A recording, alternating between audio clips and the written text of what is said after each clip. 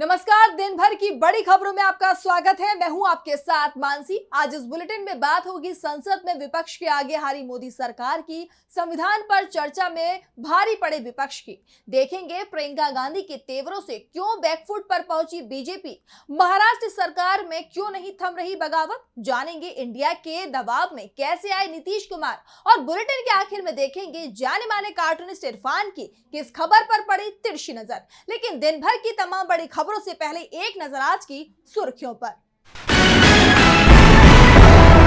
बिहार के पूर्व ऊर्जा सचिव संजीव हंस के ठिकानों पर ईडी के छापे। जयपुर, नागपुर और दिल्ली की प्रॉपर्टियां की अटैच। नीतीश के करीबी माने जाते हैं आईएएस संजीव हंस।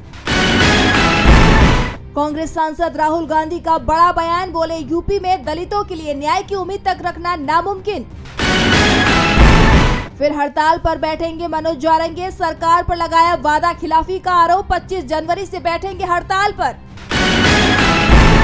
और शेयर बाजार में गिरावट, 1064 अंकों की गिरावट के साथ 80,684 पर बंद हुआ सेंसेक्स, तो 332 अंकों की गिरावट के साथ 24,336 पर बंद हुआ निफ्टी।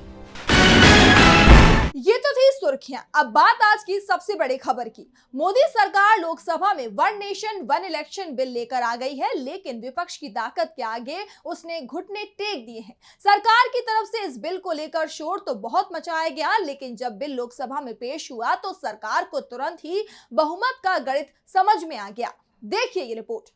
मोदी सरकार ने लोकसभा में एक देश एक चुनाव बिल पेश कर दिया। इसके लिए सरकार संसद में संविधान 129वां संशोधन विधेयक 2024 और केंद्र शासित प्रदेश कानून संशोधन विधेयक 2024 लेकर आई है। लेकिन विधेयक को पेश किए जाने पर ही विपक्ष ने सवाल उठा दिए। लोकसभा में कानून मंत्री अर्जुन राम मेघवाल ने जैसे ही ये बिल पेश किया, विपक्ष ने वोटिंग की मांग कर दी।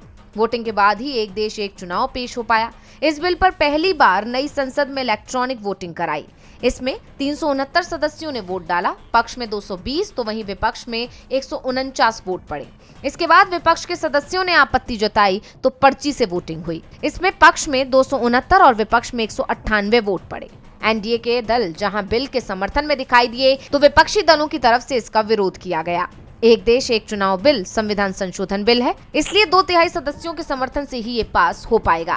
यानी बिल को रोकने के लिए विपक्ष को 182 वोटों की जरूरत है, जब सरकार को बिल पास कराने के लिए 363 वोट चाहिए और बीजेपी समर्थन में सिर्फ 269 वोट ही जुटा पाई। इसके बाद सरकार की तरफ से बिल को जेपीसी के हवाले करने का फैसला किया गया। बिल का विरोध करते हुए कांग्रेस नेता मनीष तिवारी ने कहा कि ये संविधान के बेसिक स्ट्रक्चर के खिलाफ है। संविधान की कुछ विशेषताएं हैं जो संसद के संशोधन के अधिकार से भी परे हैं। उन्होंने संघवाद का जिक्र करते हुए विधेयक को संविधान की मूल संरचना पर आघात बताया। गौरव गोगोई ने कहा कि 2014 के चुनाव में 3,700 करोड़ खर्च हुआ। इसके लिए ये असंवैधानिक कानून लाए हैं। ये पूरे भारत के चुनाव को छीनेंगे तो हम ये नहीं होने देंगे। हम इसका विरोध करते हैं। इस बिल को जेपीसी में भेजा जाए। दूसरी तरफ डीएम के सांसद टीआर बालू ने इस बिल को संविधान विरोधी बताते हुए इसे संसद में लाए जाने पर ही सवाल उठाया। उन्होंने कहा कि जब सरकार के पास 2/3 बहुमत नहीं है, तब उसे किस तरह से ये बिल लाने की अनुमति दी गई। तो टीएमसी सांसद कल्याण बनर्जी ने बिल को संविधान पर आघात बताते हुए इसे अल्ट्रा वायरस बताया। विपक्ष के दबाव में केंद्रीय गृह मंत्री अमित शाह ने कहा कि अगर मंत्री जी बिल को जेपीसी के पास भेजने को तैयार हो जाते हैं तो इस पर चर्चा रोककर इसे जेपीसी को भेजे देना चाहिए। इसके बाद केंद्रीय मंत्री ने बिल जेपीसी को भेजने का प्रस्ताव रख दिया। लोकसभा में one nation one election bill पर चर्चा हुई तो राज्यसभा में आज दिन भर संविधान पर बहस हुई। उम्मीद थी कि पीएम मोदी चर्चा का जवाब देंगे, लेकिन विपक्ष के तीखे सवालों के चलते पीएम मोदी राज्यसभा में नहीं आए, जिसके बाद चर्चा का जवाब केंद्रीय गृह मंत्री अमित शाह ने दिया। तो कैसे राज्यसभा में भारी पड़ा विपक्ष, देखिए ये रिपोर्ट। राज्यसभा में संविधान को अंगीकार किए जाने के 75 साल पूरे होने के अवसर पर संविधान पर चर्चा कराई गई। राज्यसभा में चर्चा के दूसरे और अंतिम दिन कई लोगों ने अपनी बात रखी। इस चर्चा का जवाब गृह मंत्री अमित शाह ने दिया। चर्चा की शुरुआत जेपी नड्डा ने की। केंद्रीय मंत्री ने कहा कि भारत दुनिया का सबसे बड़ा लोकतंत्र है। भारत लोकतंत्र की जननी है। भारत की गौरवमयी संस्कृति और इतिहास रहा है। उन्होंने आगे ये भी कहा कि चर्चा से लोकतंत्र को मजबूती मिलती है। ये संविधान को मजबूती देने का अवसर है। यही नहीं, कांग्रेस सांसद ने जेपी नड्डा पर निशाना साधा। उन्होंने धर्म के आधार पर आरक्षण की बात की। जिसे उन्होंने संविधान के खिलाफ बताया और आरोप लगाया कि कांग्रेस ने कुछ राज्यों में मुसलमानों को आरक्षण देने का वादा किया है जहां वे सत्ता में हैं। इस वजह से सदन में थोड़ी देर के लिए हंगामा शुरू हो गया क्योंकि कांग्रेस ने इस टिप्पणी पर आपत्ति जताई। सिर्फ यही नहीं, राज्यसभा में संविधान पर बहस के दौरान आप नेता संजय सिंह ने कहा कि देश बाबा अंबेडकर के संविधान के अनुसार चलेगा, पीएम मोदी या अमित शाह के हुक्म से नहीं। इसके अलावा शिवसेना उद्धव ठाकरे गुट के नेता संजय राउत ने राज्यसभा में कहा कि संविधान की शानदार यात्रा साल 2014 में आकर खत्म हो गई है। उन्होंने आगे कहा कि संविधान की शुरुआत हम भारत के लोग से हुई थी, लेकिन अब यहाँ पर भारत खत्म हो गया है और ये मोदी के लोग बन गया है। कांग्रेस सांसद राजीव शुक्ला ने भी राज्यसभा में कहा, मैंने सोचा था कि हम संविधान पर चर्चा करेंगे, लेकिन सदन में जो हो रहा है उसमें सिर्फ नेहरू, इंदिरा गांधी और राजीव गांधी का अपमान हो रहा है, सिर्फ आरोप प्रत्यारोप हो रहा है। यानी कहा जा सकता है कि जब राज्यसभा में संविधान पर चर्चा हुई तो मोदी सरकार पर विपक्ष भारी पड़ता हुआ दिखाई दिया। संसद में विपक्ष के तीखे हमलों से मोदी सरकार बैकफुट पर दिखाई दे रही है, तो प्रियंका गांधी जब से संसद पहुंची हैं तभी से बीजेपी की चिंता बढ़ती दिख रही है। आज प्रियंका गांधी जब संसद में पहुंची तो उनके बैग पर सभी की नजरें टिक गई थी। तो क्या है इस बैग में खास जिससे परेशान दिख रही है बीजेपी? देखिए ये रिपोर्ट। लोकसभा में इन दिनों जहां one nation one election bill को लेकर संसद में तीखी बहस देखने को मिल रही है, इस बीच वायनाड से उपचुनाव जीतकर लोकसभा में आई प्रियंका गांधी का बैग भी काफी सुर्खियां बटोर रहा है और उनके बैग को लेकर भी सियासत गर्मा गई है। दरअसल बीते दिनों प्रियंका गांधी एक बैग लेकर पहुंची थी जिस पर फिलिस्तीन लिखा हुआ था। प्रियंका गांधी के फिलिस्तीन समर्थन पर कई नेताओं ने सवाल उठाए थे। इस बीच प्रियंका गांधी आज दूसरे बैग के साथ संसद पहुंची जिस पर बांग्लादेश के हिंदुओं के समर्थन में नारा लिखा था। बैग पर लिखा था, बांग्लादेश के अल्पसंख्यकों के साथ खड़े हों। वहीं जब प्रियंका गांधी से उनके फिलिस्तीन बैग पर विवाद के बारे में पूछा गया तो उन्होंने बीजेपी की आलोचना को खारिज कर दिया। उन्होंने कहा, मैं अब क्या कपड़े पहनूंगी ये कौन तय करेगा? ये सामान्य प्रत्य सत्ता है कि आप ये भी तय करते हैं कि महिलाएं क्या पहने। मैं ऐसा नहीं मानती, मैं वही पहनूंगी जो मैं चाहती हूँ। मैंने कई बार कहा है कि इस बारे में मेरी क्या मान्यताएं हैं। अगर आप मेरे ट्विटर हैंडल को देखें तो मेरी सभी टिप्पणियां वहाँ हैं। बता दें कि इससे पहले सोमवार को लोकसभा में शून्यकाल के दौरान अपने संबोधन में प्रियंका गांधी ने सरकार से बांग्लादेश में अल्पसंख्यकों के खिलाफ अत्याचारों का मुद्दा उठाने का आह्वान किया था। उन्होंने केंद्र से हिंदुओं और ईसाइयों की सुरक्षा सुनिश्चित करने के लिए ढाका के साथ कूटनीतिक रूप से बातचीत करने का आग्रह किया था। बता दें कि संसद के बाहर आज प्रियंका गांधी के साथ अन्य विपक्षी सांसद भी इसी तरह का बैग लेकर एकजुट होकर नजर आए और विरोध करते हुए दिखे। ऐसे में देखना होगा कि आने वाले समय में विपक्ष संसद में बांग्लादेश का भी मुद्दा उठा सकता है। बांग्लादेश में हिंदू और ईसाइयों के उत्पीड़न का विरोध कर प्रियंका ने मोदी सरकार को कटघरे में खड़ा कर दिया, तो वहीं महायुति की सरकार को उसके अपनों ने कटघरे में खड़ा कर दिया है। शिंदे के बाद अजीत पवार के नाराज होने की खबरें सामने आ रही हैं, तो महायुति के कई विधायक भी बगावत की तैयारी में हैं, जिससे सीएम देवेंद्र फडणवीस की नींद उड़ गई है। तो क्या है पूरी खबर, देखिए ये रिपोर्ट। महाराष्ट्र में महायुति की सरकार पहले दिन से ही मुश्किल में दिखाई दे रही है। एकनाथ शिंदे के बाद अब अजीत पवार नाराज हो गए हैं। वो विधानसभा भी नहीं जा रहे हैं। दावा किया जा रहा है कि मंत्रालय को लेकर महायुति में अभी भी ठनी हुई है।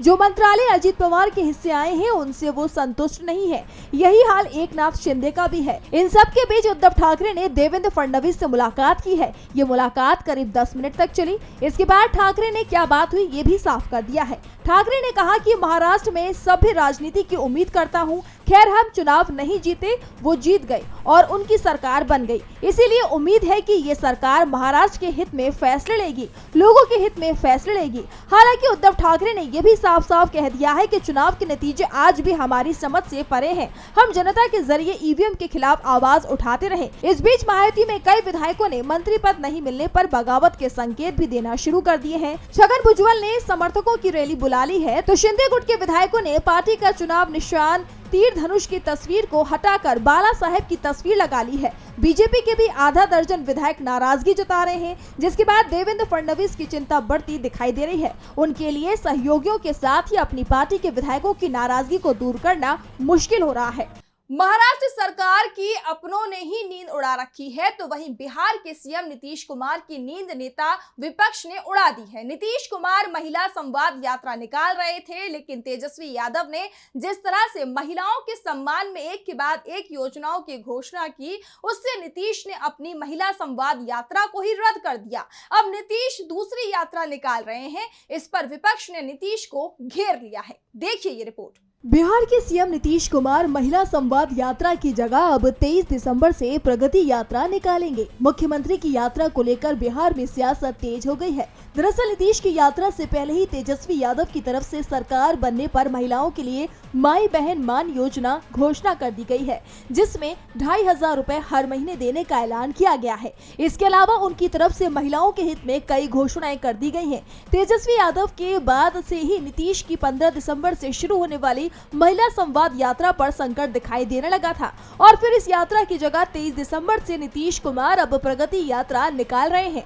नीतीश की इस यात्रा पर तंज कसते हुए आरजेडी प्रवक्ता मृत्युंजय तिवारी ने कहा कि नीतीश राज में बिहार की दुर्गति हुई है, इसीलिए मुख्यमंत्री प्रगति यात्रा पर नहीं बल्कि दुर्गति यात्रा पर निकल रहे हैं। बिहार की जनता जानती है कि वह बिहार ही नहीं पूरे देश में सभी राज्यों से भी सभी मामले में फिसड्डी है, फिर भी मुख्यमंत्री प्रगति यात्रा पर जा रहे हैं, जो ठीक नहीं है। आरजेडी प्रवक्ता ने कहा कि तेजस्वी यादव भी यात्रा पर हैं और बिहार की जनता को अपनी पार्टी के ब्लूप्रिंट को बता दिया है कि जब उनकी सरकार आएगी तो युवाओं को रोजगार मिलेगा, आम जन की समस्या का फौरन समाधान होगा। जनता तेजस्वी के विजन के साथ है। तिवारी ने कहा कि सीएम नीतीश अब कोई भी यात्रा कर ले, कोई फायदा नहीं होने वाला है।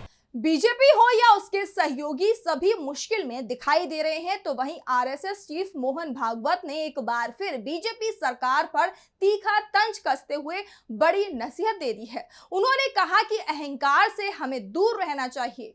तो किसे नसीहत दी है मोहन भागवत ने, देखिए ये रिपोर्ट। आरएसएस के सरसंघचालक मोहन भागवत एक बार फिर अपने बयान की वजह से चर्चा में आ गए हैं। भागवत ने बिना किसी का नाम लिए कहा है कि व्यक्ति को अहंकार से दूर रहना चाहिए, नहीं तो वो गड्ढे में गिर सकता है। भागवत ने पुणे में भारत विकास परिषद के विकलांग केंद्र की रजत जयंती समारोह में ये बात कही। उन्होंने आगे कहा कि हर व्यक्ति में दो मैं होते हैं, एक कच्चा और दूसरा पका हुआ। व्यक्ति को पके हुए मैं को पकड़ना चाहिए और कच्चे मैं को यानी अहंकार को दूर रखना चाहिए। यदि कोई इसके साथ जीवन जीता है तो वो कच्चा मैं गड्ढे में गिर जाएगा। भागवत ने आगे कहा कि हर व्यक्ति में एक सर्वशक्तिमान ईश्वर मौजूद होता है जो उसे समाज की सेवा करने की प्रेरणा देता है, लेकिन उसमें अहंकार भी होता है। राष्ट्र की प्रगति केवल सेवा तक सीमित नहीं है। सेवा का उद्देश्य नागरिकों को विकास में योगदान देने में सक्षम बनाना होना चाहिए। इसके अलावा भागवत ने और भी कई मुद्दों पर अपनी बात रखी, लेकिन अब चर्चा भागवत के अहंकार वाले बयान को लेकर हो रही है। माना यह जा रहा है कि यह बयान उन्होंने पीएम मोदी को लेकर दिया है, क्योंकि इससे पहले भी भागवत ने इसी तरह के कई बयान दिए थे जिन्हें पीएम मोदी से जोड़कर देखा जा रहा था। बता दें कि कुछ वक्त पहले भागवत ने कहा था कि इंसान पहले सुपरमैन और फिर भगवान बनना चाहता है। भागवत के इस बयान को लेकर माना जा रहा था कि यह उन्होंने पीएम के नॉन बायोलॉजिकल वाले बयान के जवाब में दिया है। वहीं इसके साथ ही हाल ही में मणिपुर हिंसा पर भी भागवत ने चिंता जताई थी। इसके अलावा और भी कई मौकों पर भागवत इसी तरह के बयान देकर सियासी चर्चाओं को हवा दे चुके हैं और अब भागवत के हालिया बयान के भी सियासी गलियारों में कई मायने निकाले जा रहे हैं। भागवत की नसीहत का असर बीजेपी सरकार पर होगा भी, इस पर भी संदेह है, लेकिन छात्रों के गुस्से का असर जरूर सरकार पर हुआ है। अब मोदी सरकार की तरफ से ऐलान कर दिया गया है कि नेशनल टेस्ट एजेंसी यानी एनटीए भर्ती परीक्षा का आयोजन नहीं करेगी। तो क्यों एनटीए से छीन लिया गया ये अधिकार, देखिए ये रिपोर्ट। नीट विवाद के बाद अब केंद्र सरकार बैकफुट पर आ गई है। नीट और तमाम प्रतियोगी परीक्षाओं में धांधली के आरोपों को लेकर सवालों से घिरी एनटीए यानी नेशनल टेस्टिंग एजेंसी को लेकर अब शिक्षा मंत्री धर्मेंद्र प्रधान ने बड़ा फैसला लिया है। प्रधान ने कहा है कि एनटीए केवल उच्च शिक्षा के लिए प्रवेश परीक्षा आयोजित करने तक ही सीमित रहेगा और अगले साल से कोई भर्ती परीक्षा आयोजित नहीं करेगा।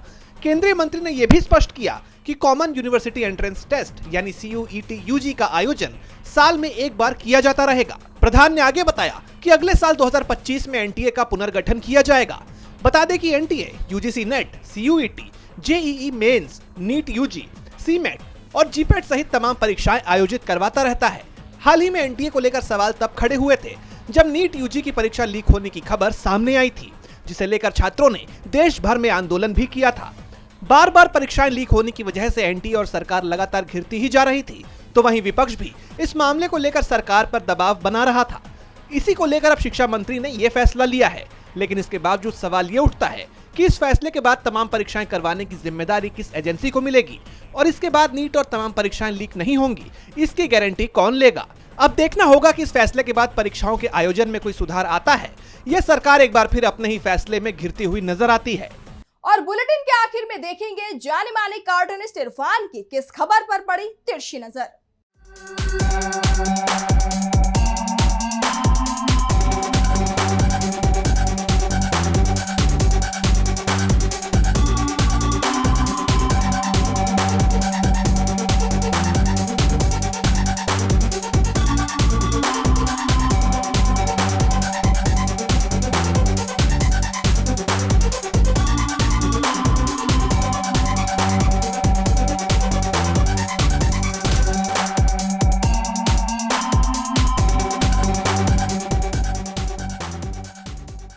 कई राज्यों में जनता ने वोट दिए हो या ना दिए हों, आखिर हर जगह बीजेपी की ही सरकार क्यों बनती है, ये सवाल है। ये प्रयोग खूब सफल हो गया, इसलिए अब ये फार्मूला पूरे देश में वो लागू करवाना चाहती है। ये लागू होगा या नहीं होगा, ये तो समय ही बताएगा। बहरहाल साहिब का सपना तो वैसे ये है, 1 नेशन 1 इलेक्शन और 1 PM।